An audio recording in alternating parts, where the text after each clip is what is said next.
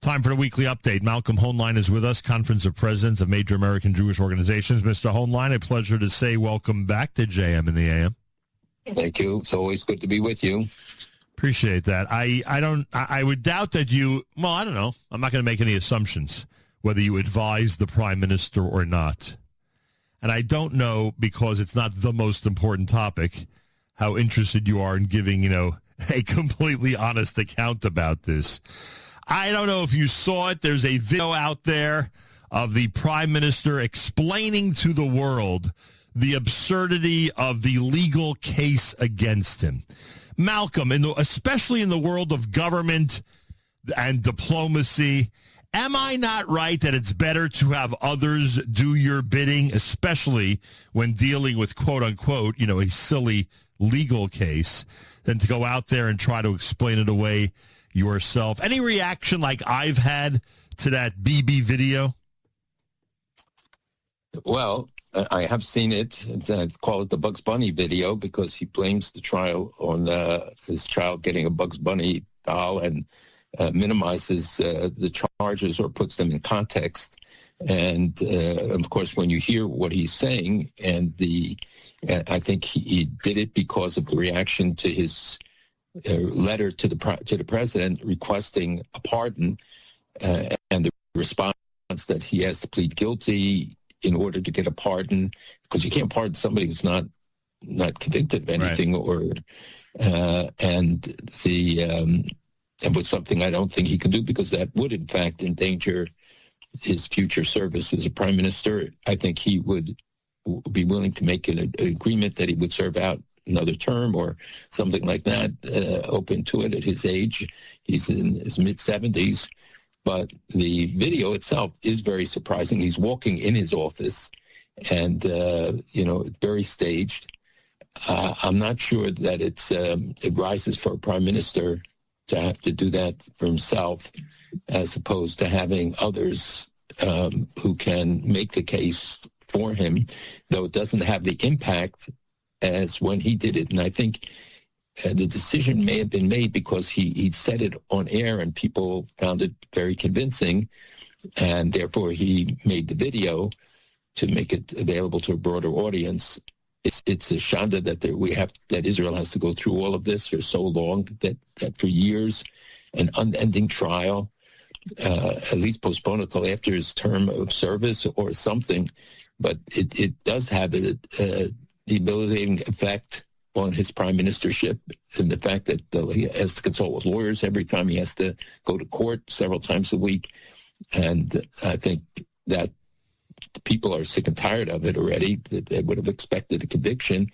And you don't hear people, they raise it, but only in its obscure terms. So that's maybe why he sought to clarify. Do you look at the pardon as a complete long shot? Like, do you think there's a 50-50 chance here or not? Well, it depends on the interpretation of the law, whether it really requires an admission of guilt. And I think that the president would probably be willing to do it if the circumstances are right. But I think he's trying to check what public opinion is, and therefore, postpones his reaction and sort of left it open to seeing what the reaction is, and I guess what the general rulings are going to be about the legitimacy of a pardon now without conviction or without admission of guilt.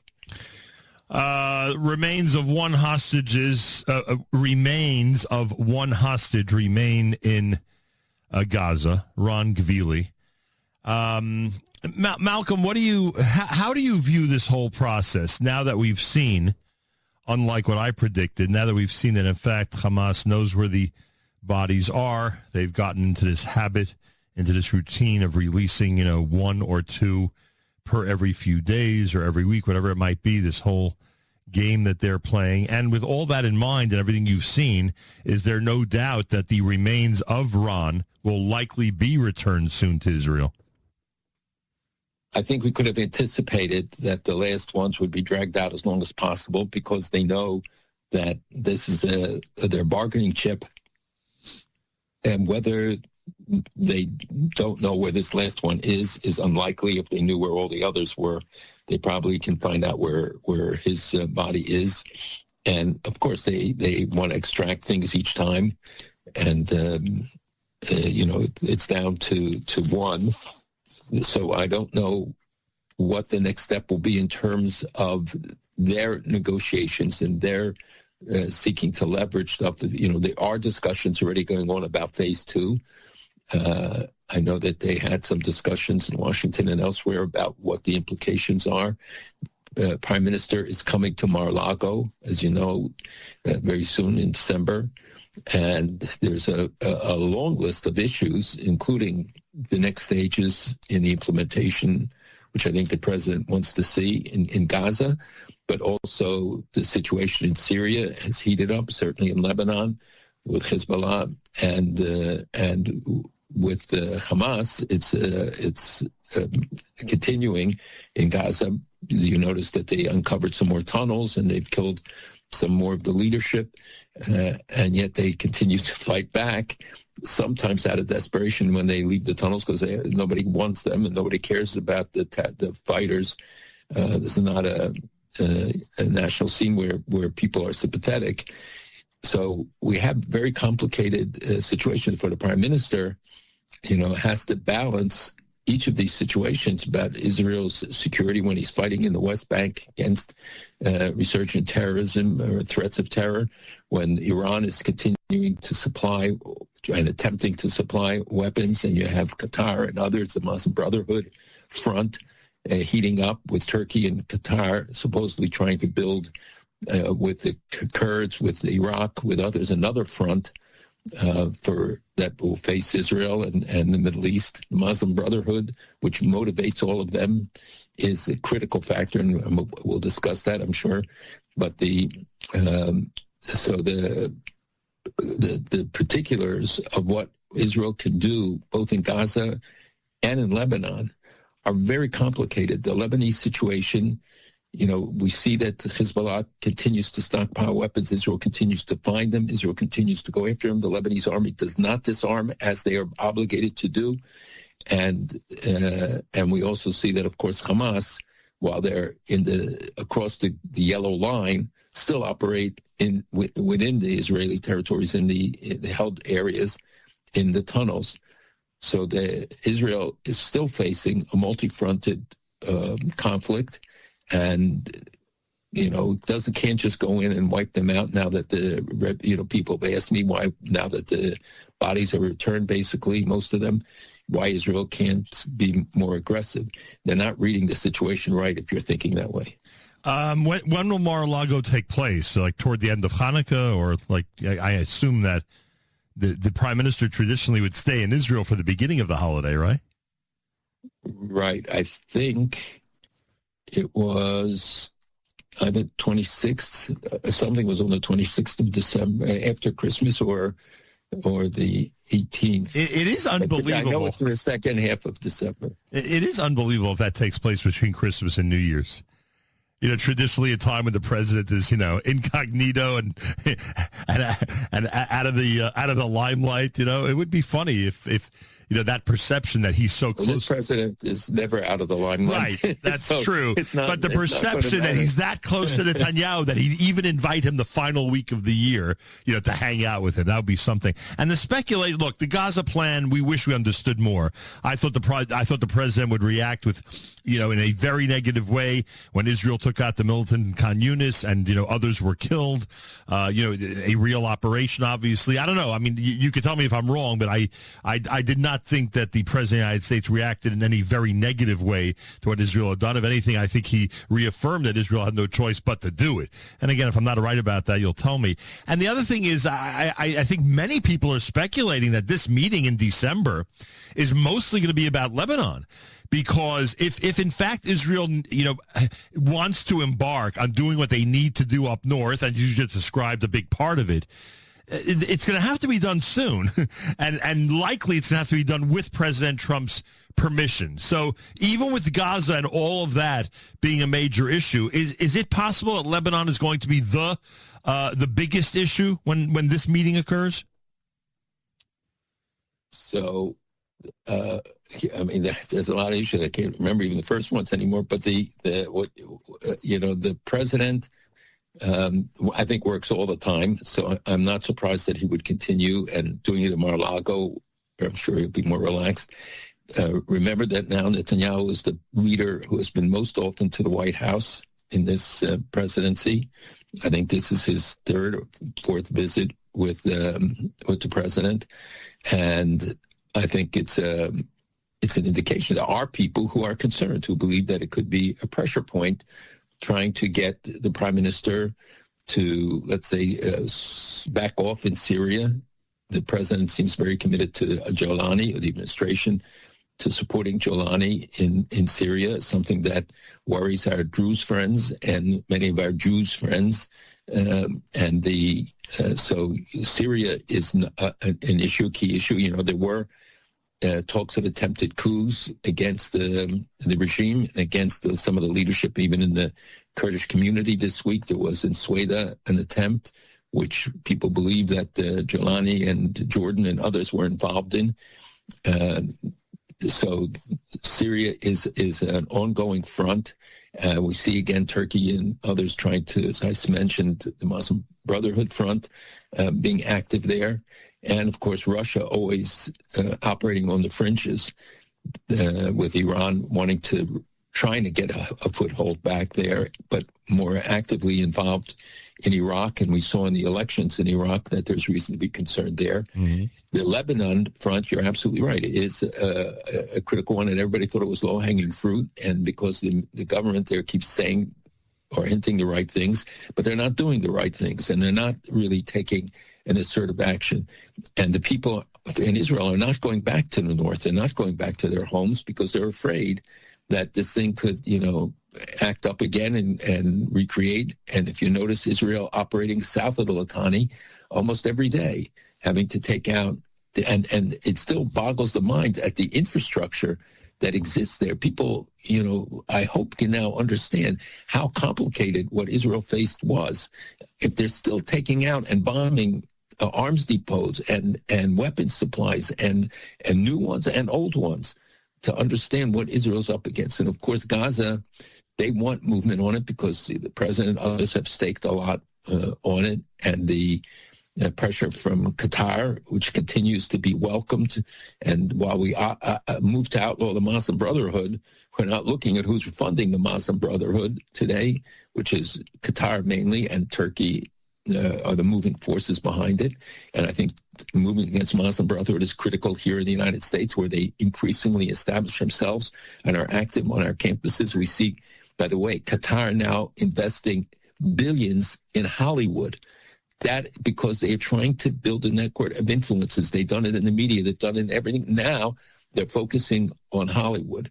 And we will have to talk about that at another time, about countermeasures and things that we have to do as well. But they're looking at every pressure point, every place to influence public opinion and to insert themselves. They're doing it in the business world with hundreds of billions of dollars, and they're doing it in our campuses with tens of billions of dollars at our high schools and campuses, and now that. So I think when Netanyahu comes, there is a serious agenda. We do see positive changes. You see Greece now building up its defense in a remarkable way, all based on Israeli technology and very cooperative with Israel, Cyprus, and Greece, which gives me particular pleasure because we helped bring that about many years ago. But also Thailand buying Israeli defense systems. Others are buying it. And so there are positive signs. I think there was $1.5 billion invested just in November in Israeli startups. And they're close to 10 billion, I think, in this year. So when people look at all the negatives, see that as well. It's America's one and only Jewish Moments in the Morning radio program, heard on listeners-sponsored digital radio. Around the world, the web at NachumSegal.com and the Nachum Segal Network, and, of course, on the beloved NSN app. Our fundraiser continues, our year-ender. If you haven't given yet, join those who have. FJBunity.org, FJBunity.org. Let me ask you a couple of things from this side of the world. What do you think of the executive orders from the current mayor of New York City about city agencies regarding BDS, about bond investment in Israel, et cetera, et cetera? What do you think of this move right before he leaves office? Well, I mean, I certainly welcome it. I think it should have been done a long time ago. The law governing, it's not a law, it's an executive order which can be rescinded the first day. It doesn't have any longstanding obligation. So the incoming mayor may well just dismiss all of these executive orders. And we remember that the executive order regarding synagogues also applies to mosques, applies to churches. It shouldn't even be required. Executive order should be something that's a given, that you can't block entrance to religious places. It doesn't bar them from it. It only sets them back 25 feet from it. And what happened at Park East last night, there was a demonstration which I attended in very cold weather, and to congratulate the people who came out. And it was important because we have to start asserting ourselves on an ongoing basis in much more assertive ways. And if they continue to try to block synagogues or attempt to intimidate, and as they said, they want to instill fear, we have to organize, and we need to have rapid response teams that people will volunteer to come to 2-3 events a year. We have enough Jews that we can spread it out throughout the year to come. And we have to be present. We have to show and build alliances with others that this is unacceptable. And so the mayor, I think, did it as a good faith effort to put the markers down. I have to say, I think Governor Hochul's reaction to the proposed legislation on this was very disappointing, especially for a gubernatorial candidate, that she didn't stand up to this issue and say, absolutely, we're going to take action on this, rather than I'm going to look at it. Or it should have been a very clear declarative reaction that this should have been done and would be done immediately. It's not a unique movement measure to the Jewish community, though right now our institutions are under assault. So I think you'll see the new mayor quickly acting on a lot of these things. What do you think? What do you think of the travel ban out of Washington aimed at 30 countries this week? Well, you're talking about the immigration ban, Mm-hmm. Yeah. So it's I called it travel ban. Sorry. So it's 19 countries that are listed on this initial measure.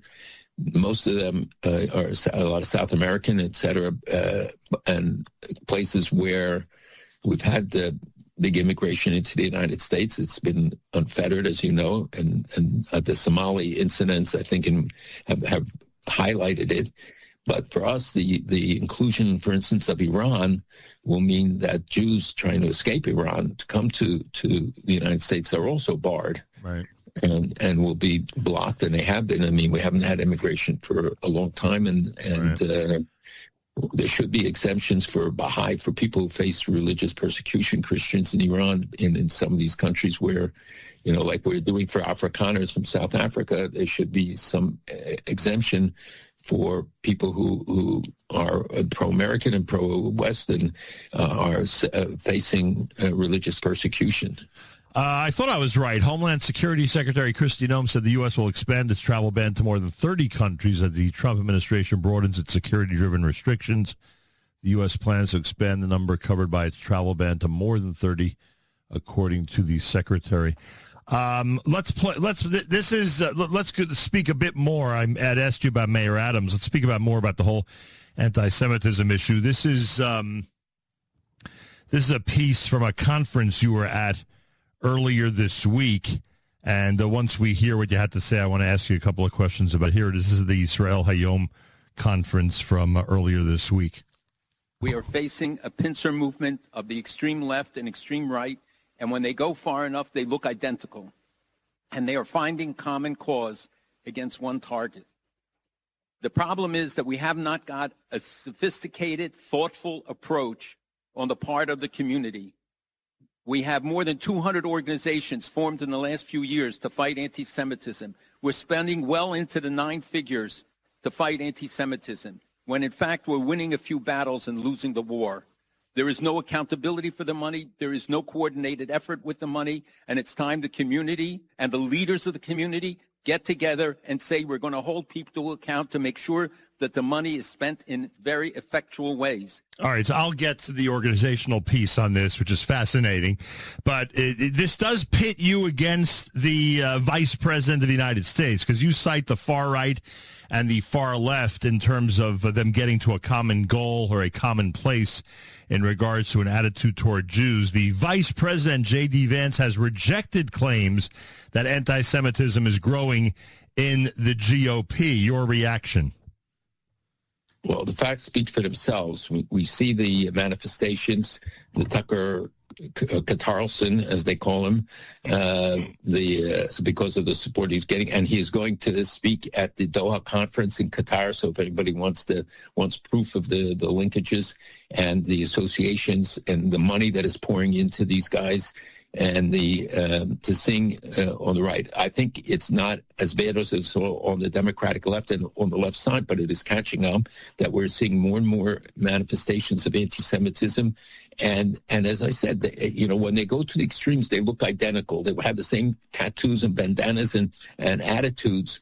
And if to ignore one at the expense of the other would be a mistake. We have to do both. We have to approach this and build a united movement that addresses the challenges on both sides of the equation of the agenda of the community of haters that faces us. So what I was calling for there was something that I've even said here before, and that is it's time for us to wake up. We're spending hundreds of millions of dollars. Where are the results for that? Many well-intentioned, many of them, I would say almost all well-intentioned, but there's no accountability. There's nobody saying, let's see who's doing the same thing. How do we maximize the effectiveness of the money we're facing? Because we're facing enemies that can pour billions and billions of dollars into these efforts. We don't need to. I still believe we have a reservoir of goodwill amongst the American people. I do believe that we have a majority of the American people with us, and the certain manifestations, even the mayoral election, shouldn't be considered the ultimate measure of where people stand. It is true that it's very disturbing. It's true that people didn't find his anti-Semitism a reason not to vote for him, and for some, a reason yes to vote for him because of those stands. But there has to be we built a movement to take on the Soviet Union. That was the second most powerful entity in the world. And we did it by bringing everybody together. And many non-Jews joined us. And I will say that I met with a very prominent media non-Jew last night who blew me away by his understanding of the phenomenon and his advice about how we have to confront it. Many people, and I'm telling you, minority communities and others, will join us, but as they did on Soviet Jewry. But if we're not there first, they won't be there. And it's time for us to say to all those who are giving the money that they join us in holding to account the recipients, not in a negative way, but to say, if two organizations are doing the same thing, make them merge, make them do it in cooperative ways. We have some remarkable things, precedent-shattering things going on, organizations that are uncovering and finally exposing the truth that, the vast majority of the hateful comments are from bots. They're not from real people that can help break some of the political underpinnings that motivate political leaders because they think that these are really representing the real people. And it's not true. There are enough haters and there are real challenges that we have to confront. But we have to be there. We have to be in the 21st century, the 22nd century now. We have to be in AI. We have to utilize all of these means. There are people doing it, but they have to struggle for the money.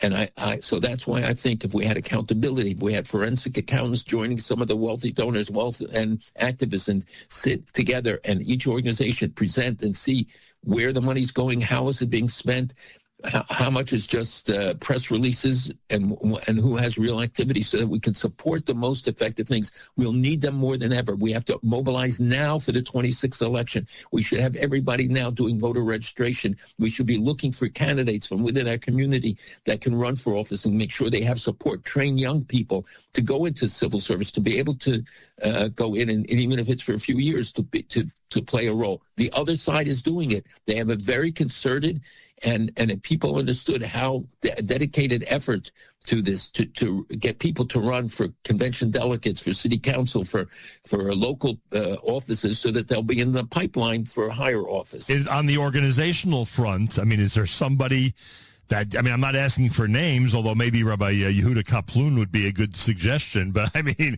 is there anybody who can coordinate this, who could actually bring these organizations together? If in fact you're right that there's 200 paid-for efforts to combat anti-Semitism in the Jewish world in the United States, I never heard that figure before. If you're even close to accurate, who's going to go ahead and coordinate all of this?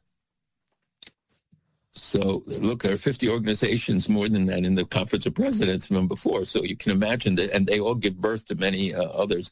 So Kaplun is a wonderful person, and hopefully his confirmation before the end of the year, and that he'll be in office. And you have others in the administration who have been, like Terrell and others in the Department of Justice, who have been wonderful on this. So we shouldn't, just focus on the questions we have about others. So I can't name somebody right now who might be able to do everything. I think it has to be a collective action. I can name some of the donors who have been giving money to these causes in very constructive and extremely generous ways, that they should take the lead, because there's nothing that will bring the more discipline than if the funding is put on the line. And I don't mean it in a punitive way. I'm talking about it in really a positive way, and that there are really good initiatives that are starving for money and get lost in the wayside. I've met amazing people who, since October 7th, are devoting their lives to this and developing things and doing it all on their own dime and don't know how to break into the system. Yeah, we get that. We get that. On the subject of anti-Semitism on another front, once Israel was declared acceptable to participate in the next Eurovision contest, what do you think of the Netherlands, Spain, Ireland, and Slovenia backing out? Well, we'll see if they really stay out of it, but it just tells you how vicious the hate is, that even when it means sacrificing their own interests, that they will do anything as long as it's a way to express hate of Israel and, of course, ultimately of Jews. And it's I applaud the decision that Israel was sustained for. This is only for the 26th year. They said they will review it about the future. Right. And you know that Israel has done well in the results, so they have to beg. So, but then they create these charges saying, "Oh, it's manipulated, it's government manipulated results, right, etc." When they don't think that all those other votes are, and the fact is that Israel had supporters and people voted, and there's no evidence of any government manipulation. I would have to assume that government, I don't know about officially, but that governments and especially media sources in each country takes an interest to make sure that people vote in the way they think they should. So I can't imagine that's only happening in Israel, frankly. What do you think of the decision to open up the Rafah border, a one-way decision for Palestinians to leave at this point?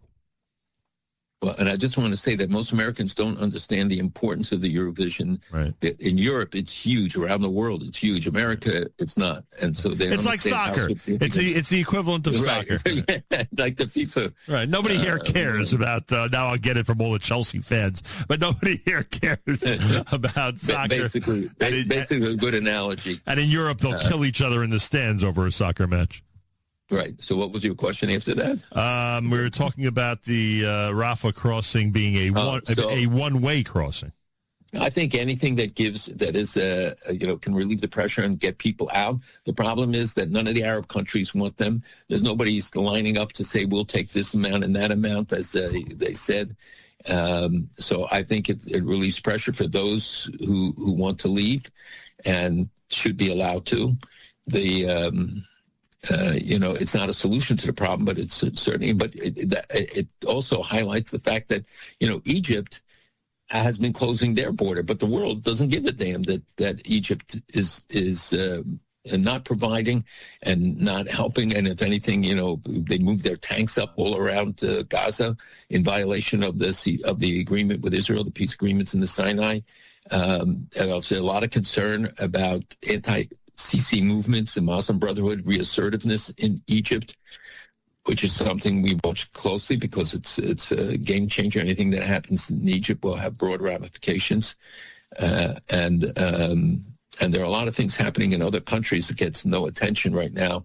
But if they got more support from the West, we might see more positive movements. Yeah, understood. By the way, I read this article. I think it was a Jerusalem Post article about social mores being completely different now in Iran. Is it true? Like rock and roll music and more of a presence of women in certain public situations is much more acceptable there now? I would take out the much, and yes, there are evidence, and I spoke about this for many years, that we knew that there's a rebellion amongst young people, because when you go to their campuses and stuff, they take off the burqas. I just didn't realize they get away with it. Well, I wouldn't say yet. That's what I'm saying. And there's no revolution yet. Some of this is because they have to let off steam. They need to give them an outlet, because there's, big sectors of Iran have no water, no electricity.